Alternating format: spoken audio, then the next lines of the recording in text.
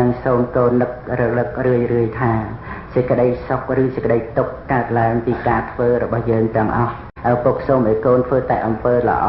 ដល់ពេលចិត្តស្លាប់ចិត្តរបស់កូនមិនមានទុក្ខមិនមានសៅហ្មងឡើយព្រោះការគិតរបស់មនុស្សចិត្តស្លាប់ការបើបាបច្រើនការគិតក៏នាំយកសេចក្តីក្តៅក្រហាយមកដុតរលចិត្តតែបើធ្វើល្អច្រើនការគិតក៏នាំយកសេចក្តីរីករាយមកប្រោះព្រំឲ្យចិត្តត្បិតឃើញនៅអំពើដ៏បរិសុទ្ធរបស់ខ្លួនអ្នកធ្វើល្អរស់នៅក៏បានល្អស្លាប់ទៅក៏បានល្អមិនមានអ្វីដែលត្រូវកង្វល់ឡើយកូនមេឪពុកផ្កាឈើជាទីពេញចិត្តនៃមេឃ្មុំយ៉ាងណារបស់ស្អុយទាំងឡាយមានលាមកនិងសាកសពជាដើមក៏ជាទីពេញចិត្តនៃសត្វរុយយ៉ាងនោះដែរបើកូនសម្លាញ់របស់ឪពុកមានកាយកម្មល្អមានវាចាល្អនិងមានចិត្តល្អរមែងប្រៀបដូចជាផ្កាឈើ